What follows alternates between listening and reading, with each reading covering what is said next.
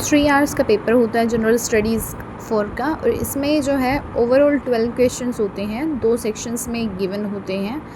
तो पहले वाले जो क्वेश्चंस होते हैं वो आपको एथिक्स के डायरेक्ट क्वेश्चंस के आंसर देने होते हैं, और जो नेक्स्ट पार्ट होता है उसमें केस स्टडी होती है, एंड केस स्टडी के बेसिस पे आपको क्वेश्चंस के आंसर देने होते हैं। जो फर्स्ट क्वेश्चन है वो है, समय के अभाव में विश्वविद्यालय का एक प्रोफेसर कृत्रिम बुद्धिमत्ता आर्टिफिशियल इंटेलिजेंस की मदद से एक पीएचडी के मूल्यांकन का प्रतिवेदन लेकर और उसे कुछ संशोधित कर जमा कर देता है।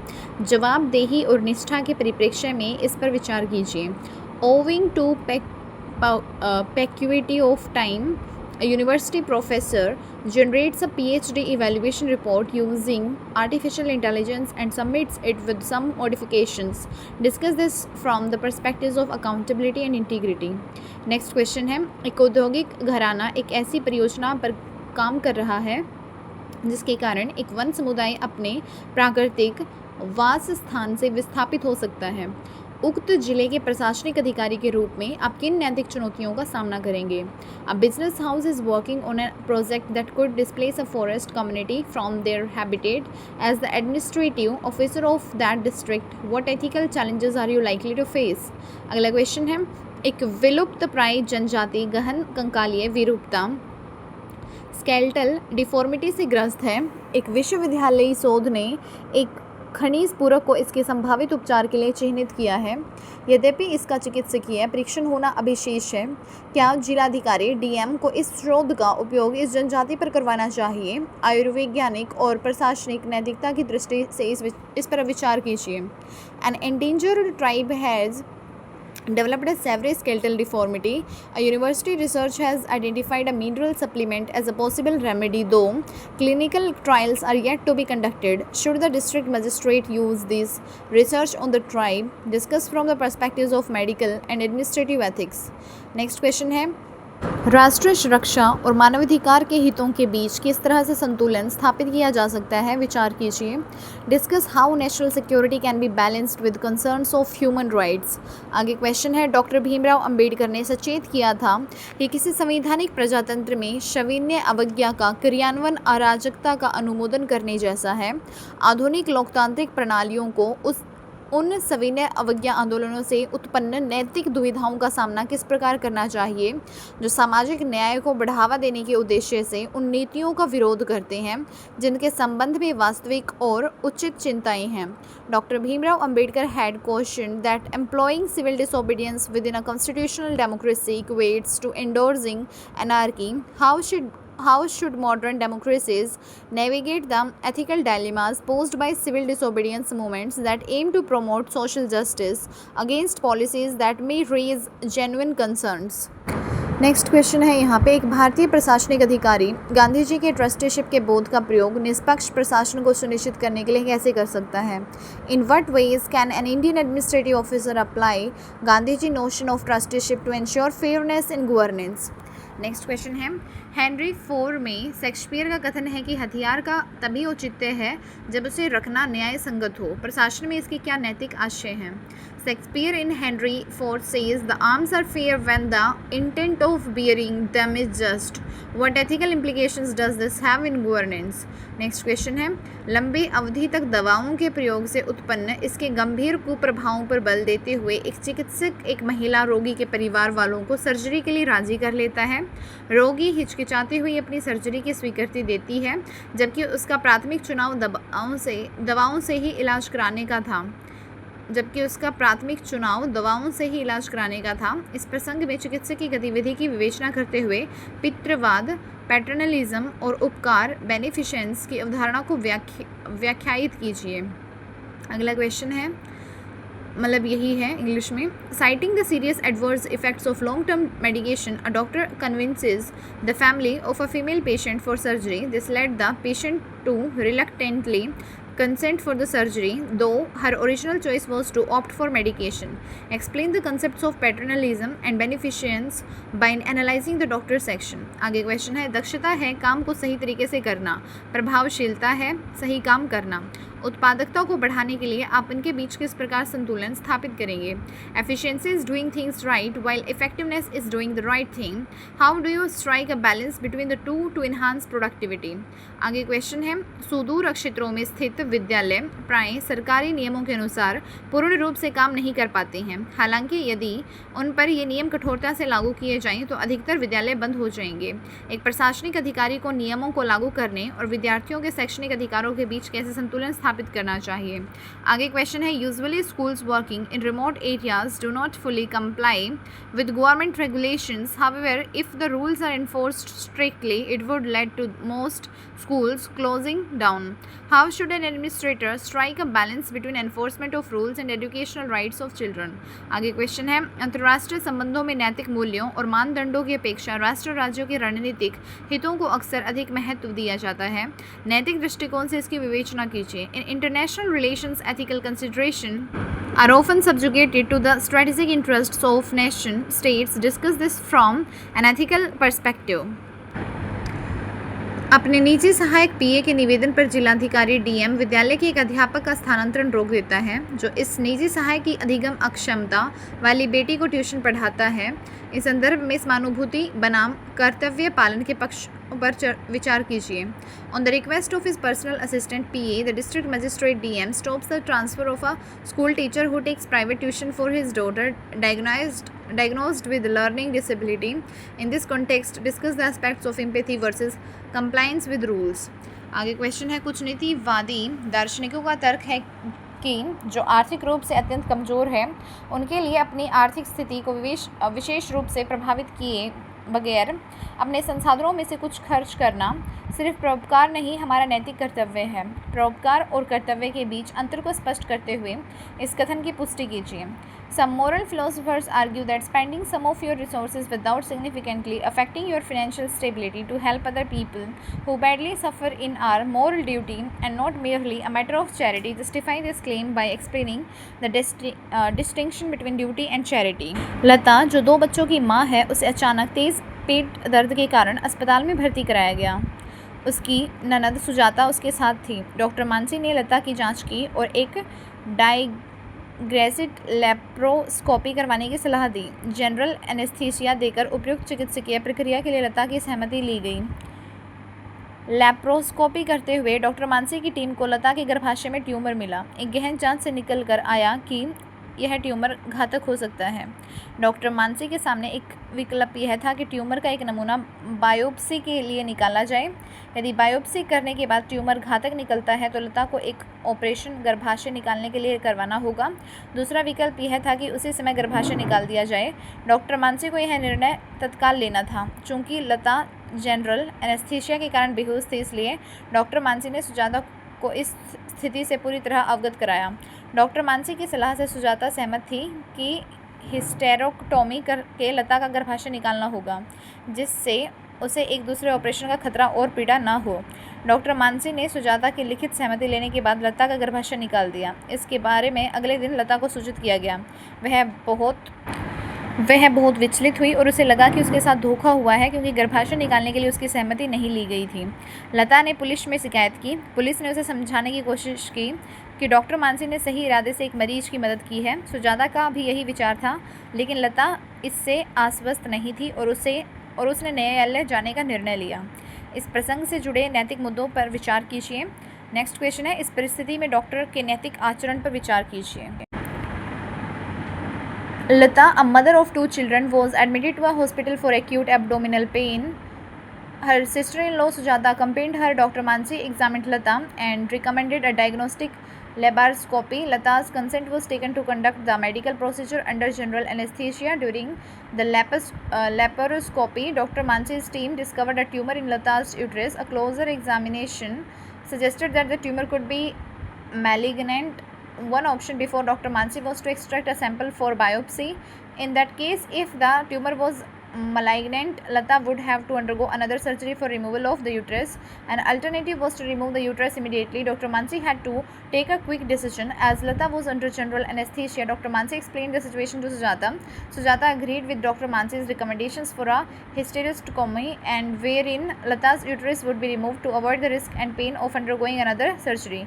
Dr. Mansi removed Lata's uterus after receiving Sujata's consent in writing. Lata was informed of this the next day. She was very upset and felt betrayed as she had not consented to the removal of her uterus.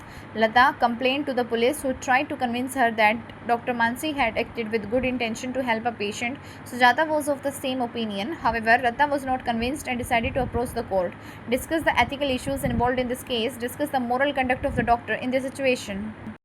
Ravi एक वरिष्ठ police अधिकारी है जिसे दंगा नियंत्रण और cyber policing का विपुल अनुभव है। पिछले 1 वर्ष से वह एक ऐसे जिले का पुलिस अधीक्षक एसपी है जिसका लगातार दंगों का इतिहास है। पिछले वर्ष रवि ने अनुमानात्मक पुलिसिंग के लिए एक एआई सॉफ्टवेयर अपने जिले में लगवाया। यह प्रणाली लगभग 6 महीनों से काम कर रही है। इस नई प्रणाली में भीड़ में मौजूद लोगों के बायोमेट्रिक आंकड़ों को संकलित करने और उन्हें शीघ्रता से एक डेटा भंडार से संबंध करने के लिए उन्नत एल्गोरिदम का उपयोग किया जाता है। इसने कई तरह के अपराधों में शामिल लोगों को चिन्हित करने में पुलिस की मदद की है। इस प्रणाली ने प्रवासी और निम्न आय वर्ग के एक आवासीय क्षेत्र को सामूहिक हिंसा और नशीले पदार्थों की तस्करी के केंद्र के रूप में चिन्हित किया है। इस एआई प्रणाली की सहायता से स्थानीय पुलिस ने अपनी गश्त निवारक नज़रबंदी और पुलिस नाके की व्यवस्था केंद्रित की है। इसके फलस्वरूप सार्वजनिक व्यवस्था और कानून प्रवर्तन में सुधार स्पष्ट रूप से दिखाई देता है। पिछले सप्ताह कुछ लोक नेता, नागरिक अधिकारों के वकील और मानवाधिकार कार्यकर्ता रवि से उसके कार्यालय में मिले। उन्होंने रवि को एक ज्ञापन दिया कि यह नई प्रणाली त्रुटिपूर्ण है क्योंकि यह गलत ऐतिहासिक तथ्यों पर आधारित है और सामाजिक पूर्वाग्रहों और भेदभावपूर्ण पुलिसिंग से प्रेरित है। ज्ञापन ने यह भी आरोप लगाया कि बढ़ी हुई निगरानी के कारण वहां के रहने वाले लोगों में एक तनाव व्याप्त है। यह भाव और बढ़ गया है क्योंकि उस क्षेत्र में रहने वालों को नहीं पता कि किस प्रकार का डेटा उनके नाम से उसमें दर्ज है। डेटा आधारित पुलिसिंग में एआई के उपयोग में शामिल नैतिक मुद्दे और पूर्वाग्रह क्या क्या हैं। रवि के स्थान पर खुद को रखकर विचार कीजिए कि आपके समक्ष कौन से विकल्प उपलब्ध हैं। यह बताइए कि किस तरह नैतिकता के अधिक निकट है। आगे जो क्वेश्चन है, Ravi is a senior police officer with vast experience in riot control and cyber policing. Since 1 year he has been the superintendent of police SP of a district with a history of frequent rioting. Last year Ravi had soft installation of an AI enabled software for predictive policing. This system has been operational for approximately 6 months, and this new system employs advanced algorithms for capturing the biometric data of a person in a crowd and swiftly relating it to a data library. This has enabled the police to identify the persons involved in the various crimes. This system has identified an immigrant and low-income neighborhood as a center for gang violence and drug trafficking. Aided by this AI analysis, the local police has focused its patrolling, preventive detention, and establishing checkposts. Consequently, public order and law enforcement has visibly improved. And last week, some community leaders, civil rights lawyers, and human rights activists visited Ravi's office, and they submitted a memorandum that the new system is faulty as it is based on incorrect historical data caused by social biases and discriminatory policing. The memorandum also alleges that the increased surveillance has created a climate of tension amongst residents, and this feeling is aggravated by the fact that the residents are not aware of the data noted against their names. What are the ethical issues, including biases involved in the use of AI in data-driven policing? Place yourself in Ravi's role and discuss the alternatives available. Justify the action that optimizes compliance with the ethics. उसके बाद next है, सीमा एक वरिष्ठ प्रशासनिक अधिकारी है जो अपनी सत्यनिष्ठा और व्यावसायिक कुशलता के लिए ख्यात है। हाल ही में उनकी नियुक्ति सुरेंद्र नगर के जिलाधिकारी डीसी के रूप में हुई है, जहां एक वृहद औद्योगिक क्षेत्र स्थापित किया जा रहा है। इस नए औद्योगिक क्षेत्र में बहुत से किसानों ने भूमि उपयोग में परिवर्तन CLU के लिए आवेदन किया है कि उनकी खेती की ज़मीन को आवासीय क्षेत्र में परिवर्तित किया जाए। इस तरह के आवेदनों की ऐसी भरमार है कि उनमें से अधिकांश का निस्तारण विलंबित है। सीमा ने लक्षित किया है कि उनमें से कुछ आवेदनों को कालानुक्रमिक क्रम को अनदेखा करते हुए मंजूरी दी गई है। इस मामले की फाइल में सीमा की कुछ ऐसी शिकायतें मिली जिनमें कहा गया था कि कुछ आवेदकों से मंजूरी के बदले तगड़ी रिश्वत ली गई थी। संबंधित तथ्यों की अग्रिम जांच से सीमा को ज्ञात हुआ कि कलेक्ट्रेट के कुछ अधीनस्थ अधिकारियों के साथ मिलकर दलालों का एक छोटा गिरोह इस गैरकानूनी गतिविधि को अंजाम दे रहा है। इस प्रकरण से बाकी कर्मचारी इतने भयभीत हो गए कि वे इन आवेदनों को अग्रसरित करने में घबराने लगे। इस प्रक्रिया में विलंबित मामलों की संख्या बढ़ती रही, जिसके फलस्वरूप स्थानीय आर्थिक विकास अवरुद्ध रहा और जनता में असंतोष पैदा हुआ। सीमा के समक्ष यह एक बड़ी नैतिक और प्रशासनिक चुनौती थी कि दैनिक प्रशासनिक गतिविधियों को बिना अवरुद्ध किए इस भ्रष्टाचार के तंत्र को कैसे तोड़ा जाए। इसकी यदि एक आक्रामक आंतरिक जांच पड़ताल की जाए तो सांस्थानिक प्रतिरोध की आशंका है और साथ ही मजदूर संगठन की तरफ से भी प्रतिक्रिया आ सकती है। दूसरी तरफ यदि वे इस स्थिति को अनदेखा करती हैं तो भ्रष्टाचारियों को प्रोत्साहन मिलेगा और अनावश्यक रूप से आम लोगों को उत्पीड़न जारी रहेगा, जिसे अभी रोका जा सकता है। इस प्रसंग के नैतिक मुद्दे कौन से हैं? सीमा के पास उपलब्ध विकल्पों पर विचार कीजिए। प्रस्तावित विकल्प को चिह्नित कर उसके औचित्य को रेखांकित कीजिए।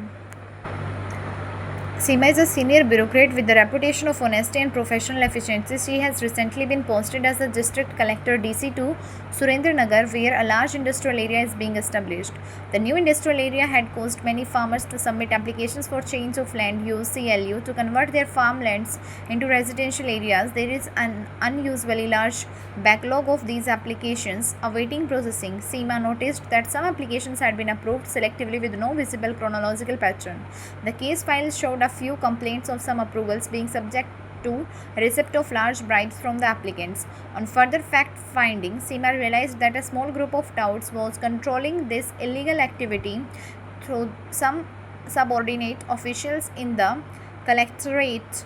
This had created a fear in the other employees who were reluctant to process any application. The resultant backlog has been piling up, thereby hindering local economic progress and causing public dissatisfaction. Seema was faced with the major moral and administrative challenge of dismantling these corruption networks without hampering daily administrative operations. An aggressive internal investigation would result in institutional resistance and possibly a backlash from labor unions. Conversely, ignoring this situation would encourage the wrongdoers and unnecessarily continue this avoidable harassment to the populace. What are the ethical issues involved in this case? Next question, I discuss the options open to Seema, identify the recommended option and justify it. अगला question है, विकास एक सरकारी अधिकारी है जिसे 10 वर्ष से अधिक लोक प्रशासन का अनुभव है। हाल ही में उसकी नियुक्ति सुदूर पर्वतीय एवं वन के निकटवर्तीय क्षेत्र नैनीपुरा के जिलाधिकारी DC के रूप में हुई है। नैनीपुरा के न्यून आर्थिक विकास के कारण उसका प्रमुख दायित्व है कि उस क्षेत्र के आर्थिक रूप से कमजोर वर्ग EWS के लिए सार्वजनिक वितरण प्रणाली PDS को ठीक से चलाएं। क्षेत्र में दौरा करते समय विकास को ज्ञात हुआ कि वहाँ सार्वजनिक वितरण प्रणाली के क्रियान्वयन में एक विशेष प्रशासनिक चुनौती सामने आ रही है। स्रोतों के गलत इस्तेमाल को रोकने के लिए सभी वितरकों के लिए यह अनिवार्य किया गया था कि वे लाभार्थियों की वास्तविक समय बायोमेट्रिक पहचान सुनिश्चित करें, जिसके अंतर्गत उनकी अंगुलियों के निशानों के मिलान पहचान पत्र के अभिलेखों से किया जाता था। किंतु इससे अनेक समस्याएं उत्पन्न हो रही थी, क्योंकि यह प्रणाली बढ़ते बच्चों, श्रमिकों और वरिष्ठ नागरिकों के मामलों में अंगुलियों के निशानों का मिलान कभी कभी स्वीकार नहीं करती थी। यह समस्या तब और गंभीर हो जाती जब वाईफाई का संपर्क धीमा हो जाता था। ऐसे मामलों में जब वितरक ग्राहकों को पहचान पाते थे, तब वे अपने निजी आग्रह के अनुसार काम करते। विकास को प्राथमिकता से इस समस्या का निदान करना था कि सरकारी नियमों को कठोरतापूर्वक पालन करने से वित्तीय सुचिता को तो सुनिश्चित होगी, पर इससे प्रभावित लाभार्थियों अर्थात आर्थिक रूप से कमजोर वर्ग को बहुत कठिनाइयों का सामना करना पड़ेगा। इतना ही नहीं है, संविधान के अनुच्छेद 21 के द्वारा प्रदत्त उनके जीवन के मौलिक अधिकारों का भी हनन कर सकता है। दूसरी ओर इस समस्या का निदान यदि सिर्फ वितरकों के निजी आग्रहों पर छोड़ दिया जाए तो इसका परिणाम का दुरुपयोग होगा। विकास के समक्ष कौन से विकल्प हैं? उसे नामित लाभार्थियों के प्रति संवेदनशीलता बनाए रखते हुए संतुलन कैसे स्थापित करना चाहिए? कल्याणकारी योजनाओं के लाभार्थियों के चयन में प्रौद्योगिकी के उपयोग की नैतिकता पर विचार कीजिए। Vikas is a government officer with over a decade of service in public administration. He has recently moved as the district collector of Nainipura, a remote hilly district bordering a forest. Due to Nainipura's low levels of economic development, one of his major duties is to ensure proper functioning of the public distribution system (PDS) amongst the economically weaker section (CWS). During his on-site visits, Vikas was apprised of a typical administrative challenge in operating the PDS. To prevent leakages, all distributors were required to carry out real-time biometric identification of the beneficiaries whose fingerprints were tallied with identity cards records, and this was creating problems as the operating system sometimes rejecting fingerprint matching in these cases of growing children, manual laborers and senior citizens. This problem was further compounded in periods of low Wi-Fi connectivity, and the distributors in such cases resorted to personal discretion when they could identify the recipient. Vikas had to address this problem on priority. Strictly adhering to government regulations would ensure fiscal probity but would greatly trouble the proposed beneficiary, that is AWS. It may even impinge on their fundamental right to life as per Article 21 of the Constitution. Conversely, leaving the resolution solely to the discretion of the distributors could lead to misuse and leakages. What are the options open to Vikas? How should he balance fiscal probity with empathy towards the designated beneficiaries? Discuss the ethics of using technology as a gatekeeper for the welfare schemes. Rajapuram एक सीमावर्ती जिला है। झारा और बिरू वहाँ के दो प्रमुख समुदाय हैं जो प्राय एक दूसरे के साथ टकराव की स्थिति में रहते हैं। इसके कारण वहाँ का सामाजिक ताना बाना बिगड़ गया है और उसे ठीक करने की आवश्यकता है। इन दोनों के बीच जो जातीय संघर्ष है वह प्राय हिंसा को जन्म देता है, जिसके कारण बहुत लोगों की मृत्यु हो गई है। इस तनाव के जो कारण बताए जाते हैं वे हैं जमीन पर दोनों गुटों के दावे, स्रोतों का असंतुलित बंटवारा और सरकारी संस्थाओं में इनका अपर्याप्त राजनीतिक प्रतिनिधित्व। दोनों समुदायों के लिए अलग अलग राहत शिविर बनाना पड़ा। स्थिति इतनी विषम हो गई है कि लगता है कि जल्द ही वह नियंत्रण से बाहर हो जाएंगे। राजन को राजापुरम का जिलाधिकारी डीएम नियुक्त किया गया है। उसकी जिम्मेदारी है कि वह अतिशीघ्र स्थिति को नियंत्रण में ले। उसके प्राथमिक कार्य है प्रशासनिक व्यवस्था की बहाली, राजमार्ग को खुलवाना और शांति वार्ता को शुरू करना। पदभार ग्रहण करते ही राजन को ज्ञात हुआ कि समुदायों के बीच जो द्वंद्व है वह स्थानीय प्रशासन और पुलिस तक पहुंच गया है। चूँकि स्थानीय प्रशासन वहां निष्पक्ष नहीं रह गया था, इसलिए दोनों समुदायों का उस पर से विश्वास उठ गया था। पड़ोसी देश इस अवसर का लाभ उठाकर एवं आंतरिक विद्रोह को बढ़ावा देकर स्थिति को और ख़राब कर सकता था। एक संतुलित रवैये के साथ राजन ने राजमार्ग को खुलवाया ताकि खाद्यान्न और चिकित्सकीय वस्तुएं लोगों तक पहुंचाई जा सके। प्रशासनिक नियंत्रण की बहाली के लिए उसने सीआरपीएफ की मदद लेने पर भी विचार किया। इस प्रसंग में उन नैतिक मुद्दों पर विचार कीजिए जिन पर ध्यान देना आवश्यक है। राजन के सामने क्या विकल्प है? नैतिकता को आहत किए बिना कौन सा विकल्प उसकी निष्पक्षता की रक्षा सुनिश्चित करेगा? Rajapuram is a border district. Jhara and Biru is two major communities are in continual conflict with each other. The social fabric is fractured and demands mending. Ethnic tensions between the two communities have erupted into violence, resulting in a large number of deaths. The stated causes are conflicting land claims, uneven resource allocation, and inadequate political representation in government bodies. Separate relief camps had to be created for the two communities, and the situation is volatile and appears to be getting out of control. Rajan has been appointed the district magistrate DM of Rajapuram and tasked to quickly get the situation under control. His immediate tasks include restoring administrative authority, reopening the highway, and initiating peace talks. On taking over his appointment, Rajan realized that the inter-community rivalry had even seeped into the local administration and police, with functional neutrality being the immediate casualty. It had been It had made both communities distrustful of the government, and the neighboring country could utilize the opportunity to spur insurgent activity and further aggravate the situation. Razan favored a controlled approach, starting with opening the highway to restore food and medical supplies, and he toyed with the ideas of requisitioning CRPF units to help restore administrative control. Discuss the ethical issues that need to be addressed in this case. What are the options open to Rajan? Which option would ensure protection of his non-partisan image without compromising ethics? हाल ही में अजित की पदोन्नति रक्षा उत्पादन मंत्रालय MDP के अंतर्गत हथियार बिक्री विभाग DWS के प्रमुख के रूप में हुई है। इसका प्रमुख दायित्व है अंतर्राष्ट्रीय स्तर पर उन हथियारों का विक्रय जिन्हें अपने देश में एमडीपी तैयार करता है। पिछले 2 युद्धों में एमडीपी के हथियारों का प्रदर्शन बहुत अच्छा रहा, जिसके कारण कई देशों ने उन्हें खरीदने में रुचि दिखाई। मुख्यतः लंबी दूरी की मार करने वाले तोप और प्रक्षेपास्त्र।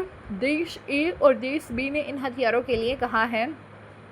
आयुधों का उत्पादन सीमित होने के कारण DWS इनमें से किसी एक देश को ही यह हथियार बेच सकता है। देश ए विकासशील देश है और इसके पास एक अच्छा प्रौद्योगिकी आधार है। एमडीपी अगली पीढ़ी के आयुधों के निमित्त इस देश के साथ मिलकर अनुसंधान और विकास के लिए काम करने की योजना बना रहा है। देश ए किसी सुरक्षा गठबंधन का हिस्सा नहीं है। उसे एक उपद्रवी पड़ोसी देश से सुरक्षा के लिए हथियारों की आवश्यकता है। वह दीर्घ अवधि के कर्ज पर अधिक मात्रा में हथियार खरीदना चाहता है। देश बी भी एक विकासशील देश है। सैन्य शक्ति उसकी प्राथमिकता है और सैन्य बजट प्रायः मानव संसाधन और अवसंरचना विकास के लिए आवंटनों में भी हस्तक्षेप कर जाता है। वह एक महाशक्ति के साथ सुरक्षा गठबंधन में है जिसकी वहाँ एक बड़ी सैन्य छावनी है और जो उसे समय समय पर उचित वित्तीय अनुदान प्रदान करती है। वह एक आर्थिक गुट का सदस्य है जिसके साथ उसकी सरकार वर्तमान में एक मुक्त व्यापारिक समझौते पर बात कर रही है। वह परमाणु अप्रसार संधि NPT का हस्ताक्षरकर्ता नहीं है, किंतु उसके पास लघु परमाणु हथियार और उसके प्रक्षेपण तंत्र उपलब्ध है। वह विदेशों में कुछ गुर्रिला बलों को समर्थन प्रदान करता है। उसने अपेक्षाकृत छोटे स्तर के अधिग्रहण की इच्छा व्यक्त की है और अग्रिम भुगतान का कुछ भाग देने के लिए तैयार है। फिलहाल वह एक दूसरे से भी हथियार खरीदने की बात कर रहा है। संबंध विभागों के समकक्षों से अजित ने इस विषय पर चर्चा की।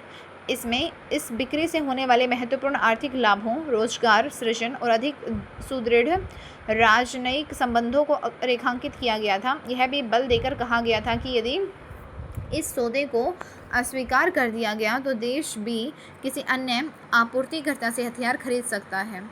अजीत इस बात से अवगत था कि हथियारों की बिक्री में हर स्तर पर समुचित सतर्कता बरतना राष्ट्रीय नीति और अंतर्राष्ट्रीय संधियों की अनुरूपता सुनिश्चित करने के लिए बहुत आवश्यक है। अजित के पास उपलब्ध विकल्पों पर विचार करते हुए यह बताइए कि उसे कौन सा विकल्प और क्यों चुनना चाहिए। फिर नेक्स्ट क्वेश्चन है, अजित किस प्रकार राष्ट्र के आर्थिक और रणनीतिक हितों को नैतिक विचारों से संतुलित करेगा। आगे क्वेश्चन है, Ajit has been recently promoted as the head of the department of weapons sales DWS in the Ministry of Defence Production MDP. His charter of duties includes international sales of weapons produced domestically by MDP. In 2 recent wars, MDP weapons have performed admirably, resulting in many countries showing interest in buying them, particularly long-range artillery and missiles. Country A and Country B have asked for these weapons. However, production constraints DWS to accept only one purchase order. Country A is a developing nation with a sound technology base. MDP is planning R&D collaboration with it for the next generation of weapons. It is not part of any security alliance and needs weapons for protection from a troublesome neighbor, and it seeks a large acquisition on a long-term loan. Country B is also a developing nation. Military strength is its priority, with the military budget often ingressing into the allocation for the human resources and infrastructure development. It is in the security alliance with the superpower who has a large military base there and periodically allows it financial grants. It is a member of an economic bloc with which the government is currently negotiated a free trade delivery a free trade agreement. A free trade agreement. It is not a signatory of NPT but possesses small nuclear weapons and delivery systems. It supports some guerrilla forces abroad. It has soft a smaller acquisition and is prepared to make some advance payment. It is currently negotiating arms purchases from another nation too. Ajit discussed this case with his counterparts in the related departments. Therein, the significant economic benefits, employment generation, and stronger diplomatic relations arising from this safe were highlighted. It was also emphasized that refusing the deal could result in country B purchasing weapons from other supplier. Ajit was aware that in arms sales, due diligence at each stage was pivotal to ensure conformity to national policy and international treaties. इसमें question क्या बनते हैं? Discuss the option available to Ajit, which option should he select and why. Next question है, how can Ajit balance nations economic and strategic interests with ethical considerations. इसमें भले ही questions कम हैं, बस 12 ही हैं, लेकिन इसको पढ़ने में जो है उनसे डबल टाइम लग गया, तो इसकी प्रैक्टिस भी जो है बहुत ही अच्छे से करनी चाहिए ताकि अच्छे मार्क्स स्कोर हो सकें. और इसमें जो है सोचने और समझने की जो ज़रूरत है और भी ज़्यादा है, क्योंकि ये केस सुलझाने हैं.